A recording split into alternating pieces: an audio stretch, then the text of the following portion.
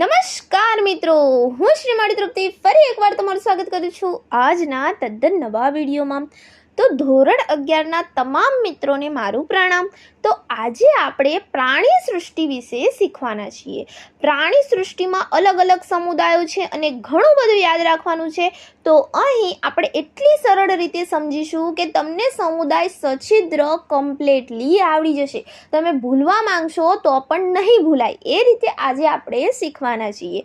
તો આજના એક જ વિડીયોમાં તમને સમુદાય સછિદ્રની તમામે તમામ માહિતી મળી રહેવાની છે। તો ચાલો ફટાફટથી વિડીયો શરૂ કરીએ।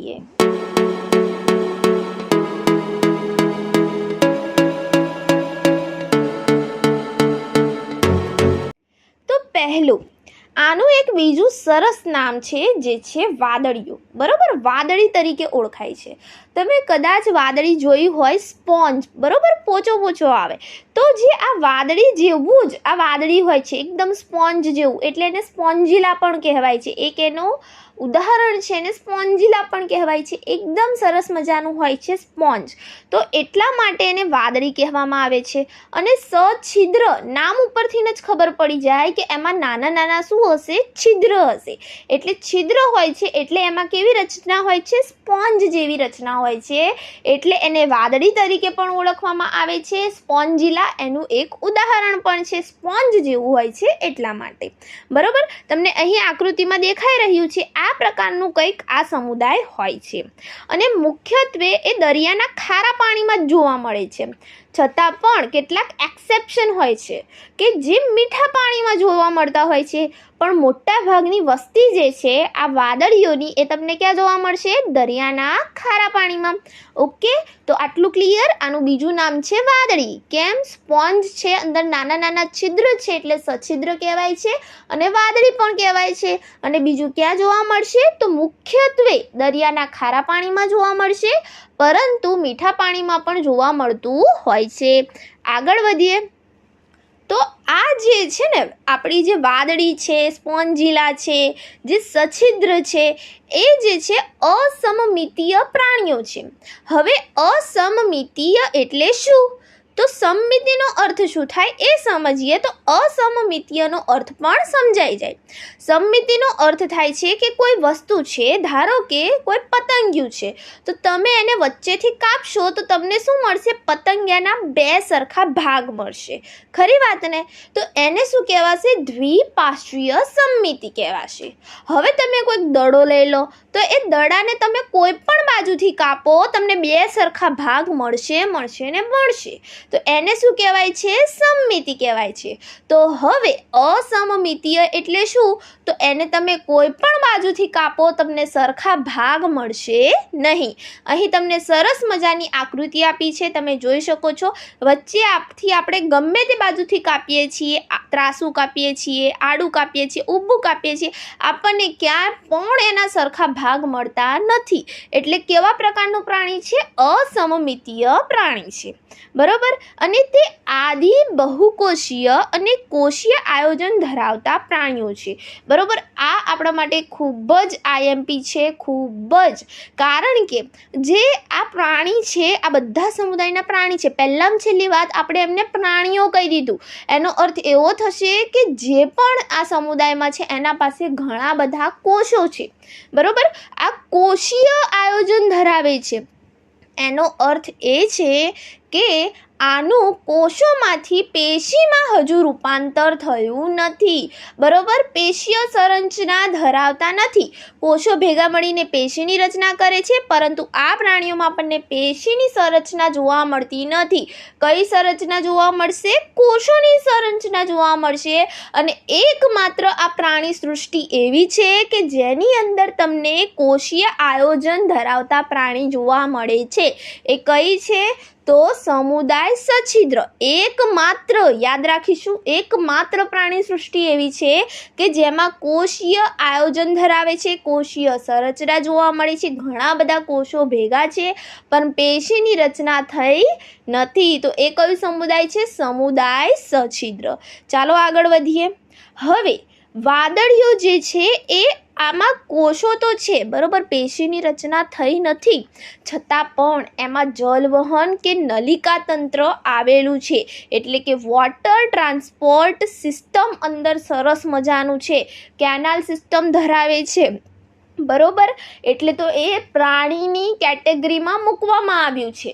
તો અહીં જલવહન કે તમને નલિકા તંત્ર જોવા મળશે. તો જલવહન કઈ રીતે થાય છે, તો આપણે ખૂબ જ સાદી રીતે સરસ રીતે સમજીએ તો અહીં પાણી શરીર દિવાલમાં રહેલા સૂક્ષ્મ છિદ્રો તમને અહીં દેખાશે, જેને ઓસ્ટિયા કહેવાય છે, બરાબર. તો આ જે સૂક્ષ્મ છિદ્રો આવેલા છે એના દ્વારા પાણી ક્યાં જાય છે, આ જે આપણી વાદળી છે એની અંદર જાય છે, બરાબર. હવે જે અંદર ગયું અને જે વચ્ચેનો ભાગ છે એને શું કહેવાશે, એની છિદ્રિષ્ટ ગુહા કહેવાશે, જેને સ્પોન્જોકોએલ કહેવામાં આવે છે. એની છિદ્રિષ્ટ ગુહા છે, અંદરની બાજુ એકદમ છિદ્રવાળું જ છે આખું, એવું સમજી લો. તો એની અંદર જે ગુહા છે એની વચ્ચેની છિદ્રિષ્ટ ગુહા, જેને સ્પોન્જોકોએલ પણ કહેવામાં આવે છે, એની અંદર જશે. તો જ્યારે આ છિદ્રિષ્ટ ગુહામાં એ જશે પછી હવે આ જે આખી ક્રિયા છે, એને જે પાણી લીધું એના દ્વારા જે ખોરાક ગ્રહણ કરવાની ક્રિયા છે એ પણ આ પ્રકારે જ થાય છે. તો હવે કોઈ એવી જગ્યા હશે કે જ્યાંથી તે વધારાના પાણીનો નિકાલ કરશે, બરોબર. તો એવી જગ્યા જે છે એને અહીં કહેવામાં આવે છે આસ્યક. ઓકે, શુદ્ધ ગુજરાતીમાં આસ્યક એને કહેવામાં આવે છે અને અંગ્રેજીમાં ઓસ્ક્યુલમ કહેવાય છે. તમે જોઈ શકો છો આકૃતિમાં. તો ત્યાંથી જે ઉપર જો CO2 નું પણ નિશાન આપેલું છે, તો ત્યાંથી એ રિમૂવ થશે, બહાર નીકળશે. ઓકે, આટલે સુધી ક્લિયર. તો જોવો, વાદળી જે છે એમાં જલવહન કે નલિકા તંત્ર ધરાવે છે.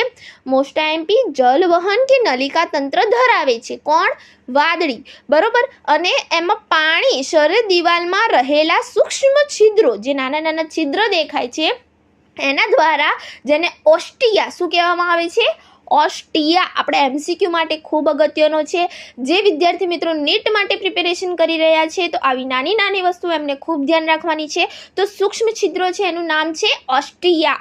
ઓસ્ટિયા દ્વારા ક્યાં જશે, છિદ્રિષ્ટ ગુહા જે છે સ્પોન્જોકોએલ એની અંદર જશે અને મધ્યસ્થ એની ગુહા છે, વચ્ચોવચ્ચ છે, મધ્યમાં છે, એટલે મધ્યસ્થ છે છિદ્રિષ્ટ ગુહા, એમાં પ્રવેશ પામે છે અને તેમાંથી તે જે આસ્યક કરીને છે ઓસ્ક્યુલમ, એના દ્વારા જે બધું વેસ્ટેજ છે એનો મુદ્દે એ નિકાલ પામે છે. ઓકે, આટલે સુધી ક્લિયર. ચાલો આગળ વધીએ. હવે એમાં જલ પ્રવાહનો આ માર્ગ જે છે આપણે આગળ જોયો, એ જે માર્ગ છે એ ખોરાક એકત્રિત કરવામાં આપણે જોયું, એની અંદર શ્વસન પણ થતું હતું. ઓકે, તો શ્વસન, વાયુઓની આપલે કરવામાં અને નક્કામાં પદાર્થોનો નિકાલ કરવામાં મદદરૂપ થાય છે. એને મદદરૂપ થશે અને નક્કામાં પદાર્થોનો નિકાલ થશે, વાયુઓની આપલે થશે, શ્વસન થશે અને તથા ખોરાક એકત્રિત કરશે. કારણ કે આ આપણા જેવું બહુ કોમ્પ્લેક્સ પ્રાણી નથી કે એની પાસે બધા અલગ અલગ અંગો છે કે એવું છે.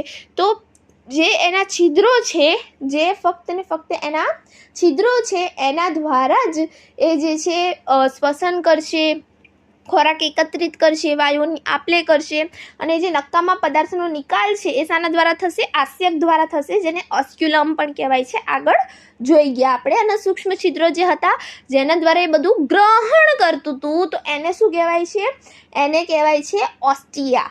ઓકે, સૂક્ષ્મ છિદ્રો અથવા ઓસ્ટિયા. હવે જે આ એની છિદ્રિષ્ટ ગુહા અને નલિકા તંત્રનું સ્તર છે, એનું જે આખું અસ્તર છે ઉપરનું, એ શાનું બનેલું છે, તો એક વિશિષ્ટ પ્રકારના કોષો છે જેનું નામ છે કોલર કોષો, એનું બનેલું છે.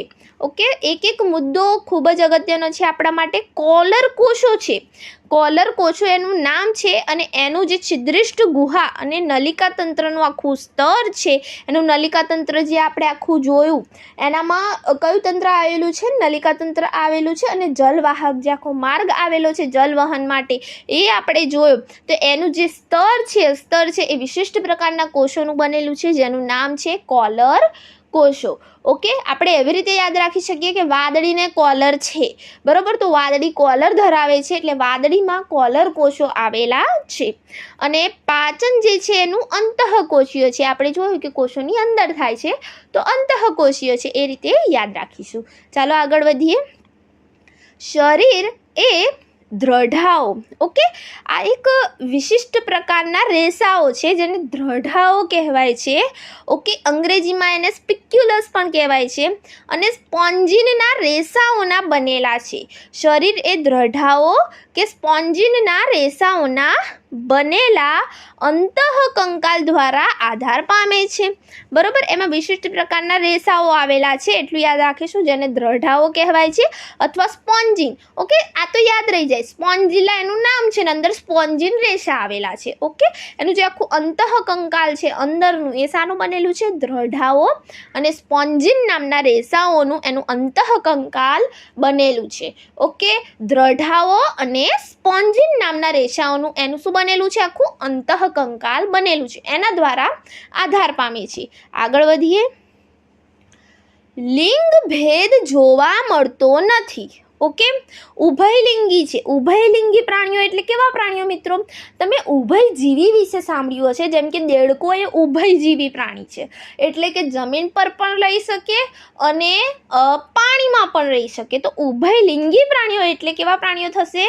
કે જે અંડકોષો પણ ધરાવે છે અને શુક્રકોષો પણ ધરાવે છે. એટલે કે એક જ પ્રાણીની અંદર અંડકોષો પણ છે અને શુક્રકોષો પણ છે, એ જ પ્રાણીની અંદર ઉત્પન્ન થશે, એને ઉભયલિંગી પ્રાણીઓ કહેવાય. Okay, clear. અને બીજું જે છે, વાદળીઓ અવખંડન દ્વારા અલિંગી પ્રજનન કરે છે. આપણે થોડું અવખંડન આગળની સ્લાઇડમાં ડિટેલમાં જોઈ લઈએ. અને જન્યુઓના નિર્માણ દ્વારા લિંગી પ્રજનન કરે છે. જન્યુઓનું નિર્માણ થાય છે, આપણે ભણી ગયા છીએ. જન્યુઓ જે હોય છે, નરજન્યુ, માદાજન્યુ. ઓકે, આવ્યું યાદ? તો એનું નિર્માણ થાય છે ને એના દ્વારા લિંગી પ્રજનન થાય છે. તો અવખંડનની રીતે અલિંગી પ્રજનન થાય છે. અવખંડન સહેજ આપણે યાદ કરી લઈએ. અવખંડન કોને કહેવાય? કે જે બહુકોષી સજીવના ખંડો છૂટા પડીને નવા સજીવ તરીકે અસ્તિત્વ ધરાવે તે પ્રકારના લિંગી પ્રજનનને અવખંડન કહેવાય છે. એટલે કોઈ બહુકોષી સજીવ છે, જેમ કે આપણું સ્પોન્જિલા, ઓકે, વાદળી, તો એના નાના નાના ટુકડા થઈ જશે અને બધા જ ટુકડા જે છે ને એ એક સ્વતંત્ર સજીવ તરીકે વર્તશે. તો એને અવખંડન કહેવાય. અહીં આપણે જે ચિત્ર લીધું છે સ્પાયરોગાયરા લીલનું છે, એની અંદર પણ અવખંડન જોવા મળે છે. એના ગમે એટલા ટુકડા કરો એ એક ટુકડામાંથી નવો સજીવ બનશે, બરોબર. પડી ખબર? ચાલો હવે આગળ વધીએ. તો અહીં અંતઃફલન અને ડિંભીય અવસ્થા, ઓકે, ધરાવતો પરોક્ષ વિકાસ છે. ઓકે, અમુક શબ્દ એવા હોય છે, આપણે 11મા ધોરણમાં હોઈએ, ઘણા નવા લાગે. તો ડિંભીય અવસ્થા એટલે શું? Larval stage. ઓકે, તમે કદાચ પતંગિયું જે હોય ને, પતંગિયું એનો લાર્વા જોયો હશે. હવે કદાચ તમને આઈડિયા આવશે કે ડિંભીય અવસ્થા એટલે શું. એ જે લાર્વા ઉત્પન્ન કરે છે એ પ્રકારે આ જે આપણું વાદળી છે એ પણ લાર્વા ઉત્પન્ન કરે છે. ઈંડા જેવું હોય છે, ખબર ને? હા, અને પછી ધીમે ધીમે પતંગિયું અંદર કીડો હોય છે, પછી એનું લાર્વા ઉપર બની જાય છે અને પછી પતંગિયું વિકાસ પામીને બહાર નીકળે છે. બસ એ જ પ્રકારનું છે, એને ડિંભ કહેવાય. ડિંભીય અવસ્થા કહેવાશે વાદળીની. ઓકે, અંતઃફલન છે, અંદરની બાજુ શરીરની અંદર ફલન થાય છે, બાહ્ય ફલન નથી, શરીરની અંદર ફલન થાય છે, અંતઃફલન છે. ડિંભીય અવસ્થા જોવા મળે છે, લાર્વા સ્ટેજ જોવા મળે છે. ઓકે, પરોક્ષ વિકાસ છે કે જે બાહ્યકાર રીતે પુખ્ત પ્રાણીથી જુદો છે. ઓકે, અમુક રીતે, જેવી રીતે કે પુખ્ત પ્રાણી છે, જેમ કે આપણે બધા બીજા અન્ય પ્રાણીઓ છે, તો એમના કરતાં તો જુદો છે, કારણ કે થોડું તો એ બહુ કોમ્પ્લેક્સ એટલું એનું સિસ્ટમ નથી. પણ આવી વસ્તુઓ આપણને જોવા મળશે. શું જોવા મળશે? અંતઃફલન જોવા મળશે અને ડિંભીય અવસ્થા જોવા મળશે. જો તમે ચિત્રમાં જોઈ શકો છો, આ સાઈડ આપણે એગ બતાવ્યું છે, જે આર્યું છે એનું એગ છે, અને આ સાઈડ તમે જોઈ શકો છો એનું લાર્વા પણ આપણે બતાવ્યું છે. તો આ પ્રકારે એમાં એગ જોવા મળે છે, અંતઃફલન છે, અંદરની બાજુ છે, તમે જોઈ શકો છો જે એગ છે. તો આ પ્રકારે જોવા મળે છે. ચાલો હવે આગળ વધીએ. તો છેલ્લે આપણી લાસ્ટ સ્લાઇડ છે. આપણે ઘણું બધું શીખી ગયા જે આપણો સમુદાય સછિદ્ર છે એના વિશે. તો એના ઉદાહરણો કયા કયા છે? તો ઉદાહરણો છે સાયકોન. ઓકે, તમને ઇમેજમાં દેખાય છે એ સાયકોન છે. ઓકે, એને સાયફા પણ કહેવાય છે. સાયકોનને સાયફા પણ કહેવાય છે. અને બીજું છે યુસ્પોન્જિયા. ઓકે, સ્નાન વાદળી. તમે આ કદાચ જોયું હશે, પથ્થરો આવે છે ખબર, કાણા કાણા વાળો. હા, બસ એ જ. એટલા માટે જ એને સ્નાન વાદળી કહેવાય છે. એના વડે ઘસી ઘસીને મેલ નીકાળતા હોઈએ છીએ. તો યુસ્પોન્જિયા જે છે એ સ્નાન વાદળી પણ કહેવાય છે. એના માટે પણ યુઝ થાય છે, મેલ નીકાળવા માટે. તો યુસ્પોન્જિયાને સ્નાન વાદળી પણ કહેવાય છે. હવે સ્પોન્જિલા છેલ્લું છે જે મીઠા જળની વાદળી છે. આપણે આગળ વાત કરી ઘણી બધી વાદળીઓ છે જે તમને ખારા પાણીમાં જોવા મળશે, પણ આ એક જ એવું એક્સેપ્શન છે. ઓકે, અવરચંડુ જે તમને મીઠા પાણીમાં જોવા મળશે, જે છે સ્પોન્જિલા.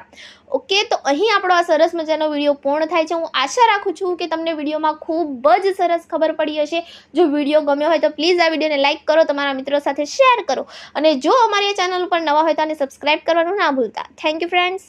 Keep watching, keep learning.